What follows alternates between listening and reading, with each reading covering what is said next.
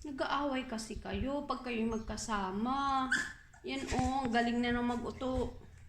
Mang asar ni cheesecake oh.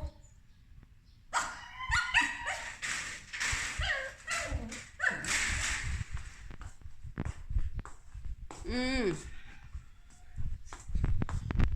Thank you, Mami Jackie, para sa gift kay baby. Thank you so much sa pasalubong. God bless you.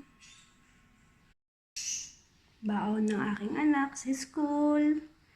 Hindi na po siya magugutom. Enjoy your meal.